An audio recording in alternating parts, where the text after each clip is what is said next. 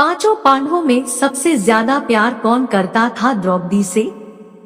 पांचाल राज्य की राजकुमारी द्रौपदी का स्वयंवर अर्जुन ने जीता था, लेकिन माता कुंती की आज्ञा के कारण द्रौपदी को पांचों पांडवों से विवाह करना पड़ा।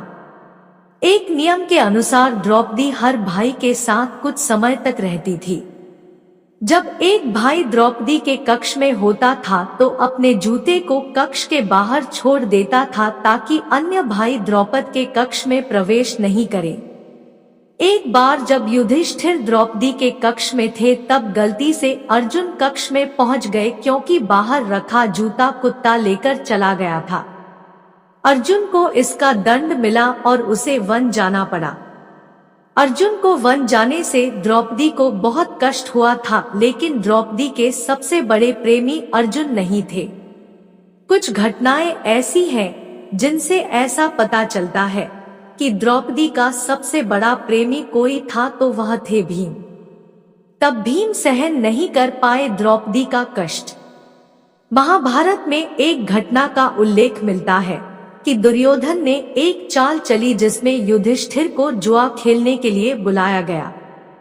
दुर्योधन ने छल से युधिष्ठिर को जुए में हरा दिया। दुर्योधन के उकसाने पर युधिष्ठिर ने जुए में एक एक करके सभी भाइयों को दांव पर लगा दिया और हार गए। अंत में युधिष्ठिर ने द्रौपदी को भी दांव पर लगाया। द्रौपदी को दांव पर लगाने पर सबसे ज्यादा क्रोधित भीम हुए थे और युधिष्ठिर का विरोध भी किया था। फिर भी जब युधिष्ठिर द्रौपदी को जुए में हार गए और दुशासन द्रौपदी को बालों से पकड़कर सभा में लाया तो भीम अपने क्रोध पर काबू नहीं रख पाए और उसी समय प्रतिज्ञा ले ली कि दुशासन की छाती का लहू पिएगा। महाभारत के युद्ध में भीम ने अपनी इस प्रतिज्ञा को पूरा किया। कामाष्ट कीचक से द्रौपदी का बदला। जुए में हार जाने के बाद पांडवों को 12 साल का वनवास और 1 साल का अज्ञातवास मिला। अज्ञातवास के समय पांडव राजा विराट के यहाँ भेष बदल कर रहे। राजा विराट का साला कीचक द्रौपदी को देखकर कामाशक्त हो गया। कीचक ने द्रौपदी को रात के समय अपने कक्ष में बुलाया।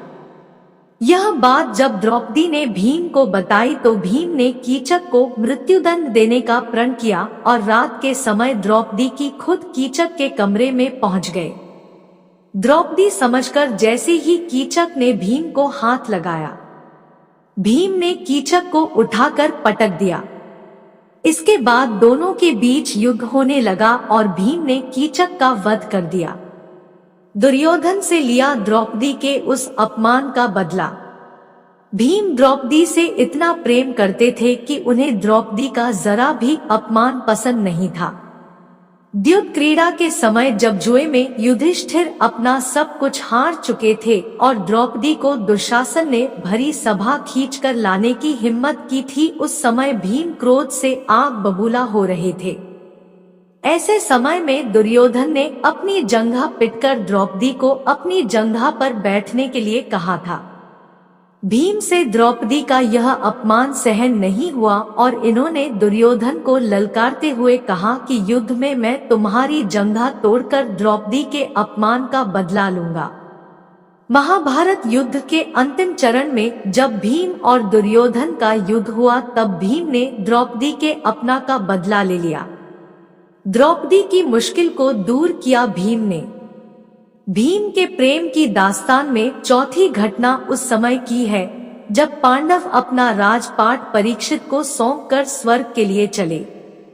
स्वर्ग की यात्रा बड़ी ही कठिन और कष्टदायी थी।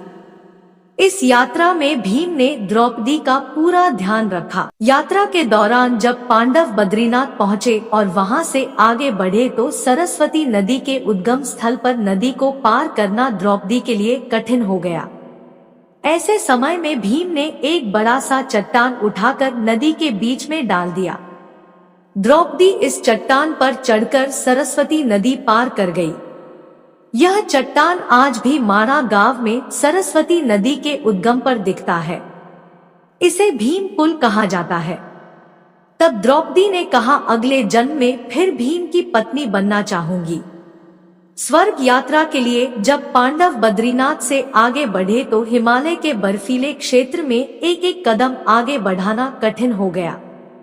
पांचों पांडव जैसे तैसे बढ़ रहे थे और अचानक नकुल सहदेव फिसलकर खाई में गिर गए और सशरीर स्वर्ग नहीं जा सके।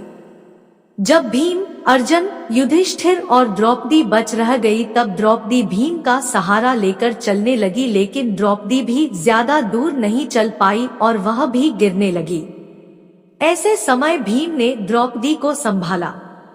इस समय द्रौपदी ने कहा था कि सभी भाइयों में भीम ने ही मुझे सबसे प्यार किया है और मैं अगले जन्म में फिर से भीम की पत्नी बनना चाहूंगी। इसके बाद द्रौपदी ने भी सभी का साथ छोड़ दिया। दोस्तों, वीडियो अच्छी लगी हो तो वीडियो को लाइक कर ले और इसी ही वीडियोस के लिए चैनल को सब्सक्राइब जरूर कर ले।